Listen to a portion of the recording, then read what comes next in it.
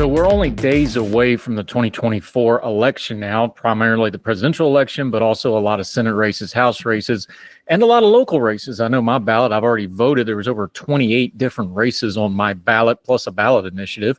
So there's plenty to vote on. But we're in this really weird space right now, and I want to give us all a mantra, if you will, something to say and soothe yourself. Maybe you could just meditate on this, repeat it over and over again like a mantra or a Bible verse or whatever it is that soothes you. I'm going to give you a little phrase that I think would help all of us between now and Tuesday. And let's be honest, we're not going to probably know the results on Tuesday anyway. It's going to be a day or two after that. So for the next 5 to 10 days, let me give you the phrase that pays so that you have something to hold on to, okay? Nothing's really happening and nobody knows anything. Because that's the truth. We have so much early voting going on, record-setting early voting right now, that pretty much people's minds are made up. There's very few people that are going to change their mind between now and Election Day. They're just deciding when they're going to go vote. However, we have a news media, myself included, who has to fill content in the 96, 120, 200, however many hours are left in this election. We have to fill all that content, and the talking heads have to fill that content, and the networks and the websites and the newspapers and the outlets and the Twitter accounts and the Instagram stories and the TikTok feeds and the YouTube channels, and everybody's got to say something. And you can only say, I don't know, so many ways. But I've seen headlines from reputable sources over and over again. It's like, this is the last poll. Kamala Harris is surging. Trump is surging. Trump is holding steady. Kamala Harris is falling back. None of that's really happening. I know the polls are coming out. Remember, those polls are already done, so it doesn't really reflect today. And the early voting is so high, I doubt those polling models have taken that into account. Plus, we don't really know what the early voting means. We know what it says. We know who's voting and what they say they're voting on. But remember, that's like the first or second quarter of a ball game. It may look like a blowout and end up being a tight game that goes to overtime. It may look like a tight game right now and wind up being a blowout. We don't know. So let's go back to our phrase that pays. We don't know. Nobody knows anything. It's not happening. There's nothing really going on. This is inertia. This is the race. This is basically 2-3 years of stuff that is just coasting forward until we get to the next big event, which is the actual election. It's been covered every way it can be covered.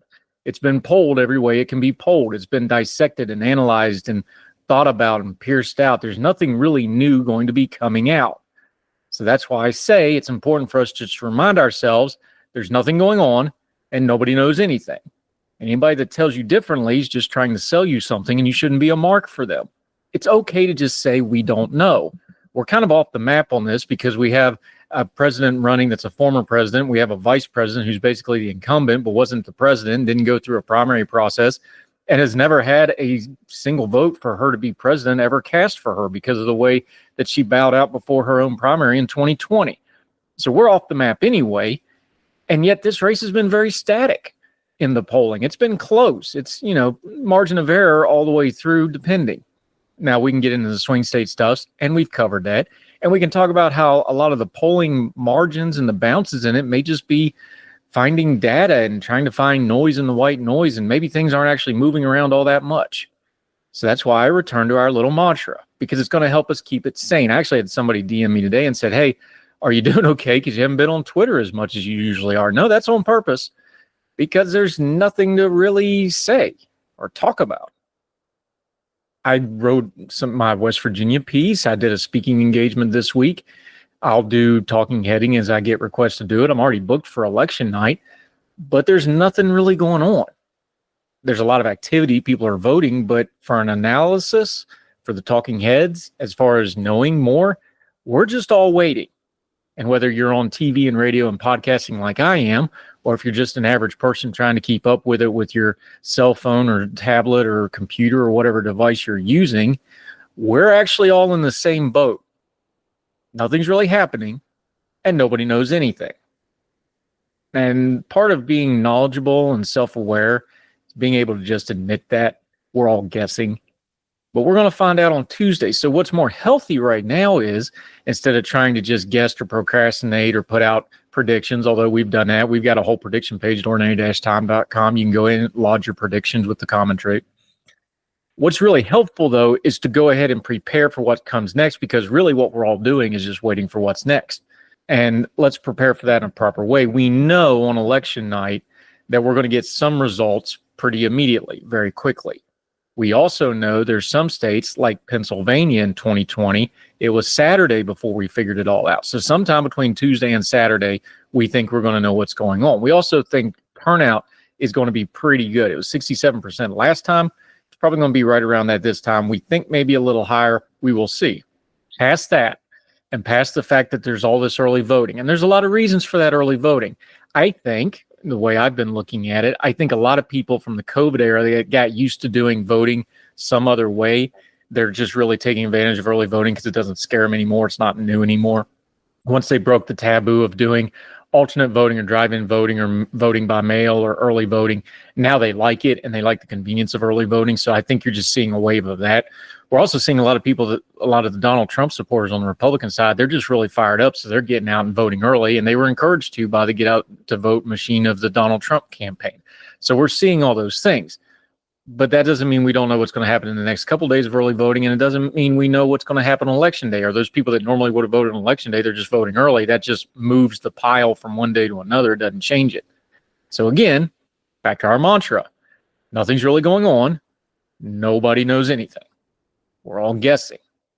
There's a healthy way to follow politics, and we don't do enough of it because it doesn't get the clicks and views that, being hair on fire all the time gets.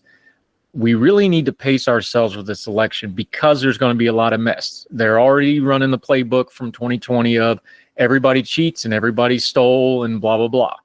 Whoever the losing side is going to get ugly about this was unfair. If it's the Trump folks, it's going to get really ugly because we already know what they did last time. They're going to do it again. And they're already claiming that Pennsylvania's rigged. So just be prepared for all that.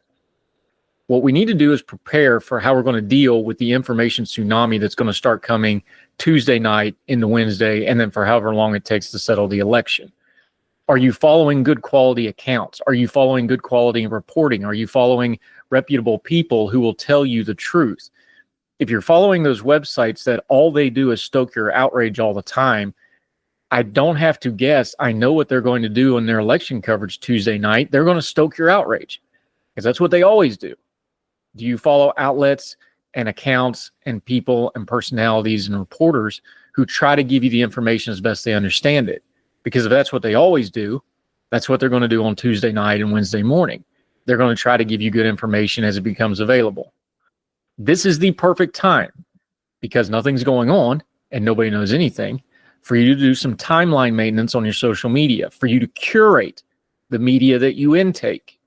Take a moment and start cleaning out some of the junk, because the outrage merchants, all they're going to peddle you on Tuesday night, no matter what happens, isn't the truth and isn't the results and isn't what's really going on. They're going to peddle you outrage because that's what they always do.